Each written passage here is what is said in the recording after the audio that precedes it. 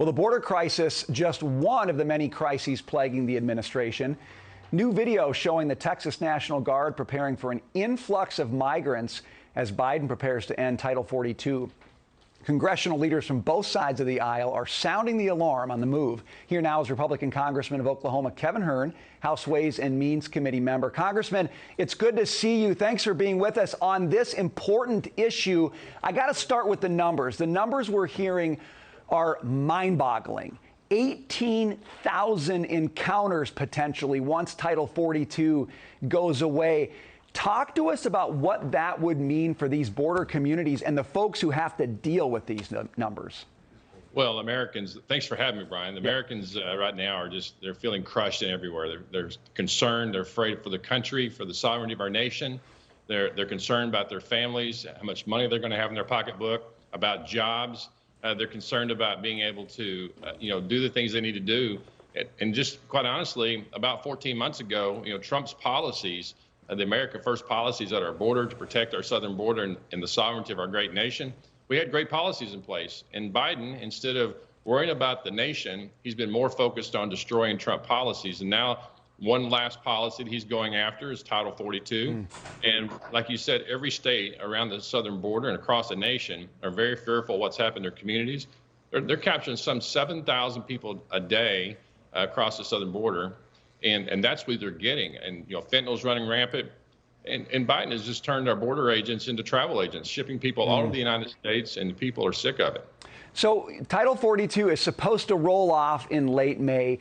Interestingly, a number of senators thus far have spoken up across party lines, by the way, especially those who are up for re-election, of course, because they're feeling vulnerable on the left. But they're saying we can't do this. We've got to do something else. We've got to find something to stand in the gap if Title 42 goes away. Do you think legislatively, and this has always seemed like a long shot, but do you think legislatively something can actually happen here? Well, the Senate is trying to attach it onto this $10 billion COVID plan. Mitch McConnell saying he won't let it get on the floor unless they have the opportunity to put the amendment in there to make Title 42 to stay in effect.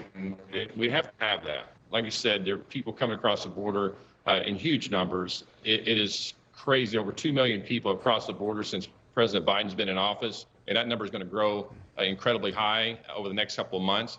I had a meeting with Secretary Mayorkas just this week, and the administration thinks that their policies are right on where they need to be. And it's just amazing. They have no remorse for what's going on across our southern border and the invasion that we're seeing that's attacking our country. And President Biden just doesn't want you to think that that's even a problem. Can you just explain to me how they can believe that they have a plan in place to deal with this? We've heard almost nothing. Every single projection tells us that the problem is going to get worse. Congressman, what are they telling you that they plan to do, aside from giving migrants phones, which we've heard about, and that sounds like a completely inane idea? What do they have planned to actually try to deal with this? I haven't heard anything concrete. Well, you see President Biden and Kamala Harris going all over the country touting their failed policies, hoping that somebody will believe they're doing great. They need to spend a lot of their time going up and down the southern border to see what's really happening to this country under their watch in less than 2 years. It's really crazy.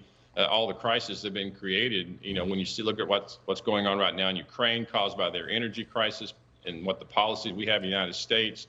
We're now seeing Ukrainians go to Mexico to come across the southern border. We're seeing Chinese gangs and Mexican cartels that are using children to haul fentanyl across the southern border, taking over marijuana growing operations in California. The American people are now seeing that this president doesn't care about what's going on. I think you're seeing that in the poll numbers, and the Republicans win huge this fall. It seems like he's just looking for anything to have to not talk about what's happening at the border. Congressman, we're out of time. Good to see you. Thanks for being with us. Thanks for having me, Brian. I appreciate it.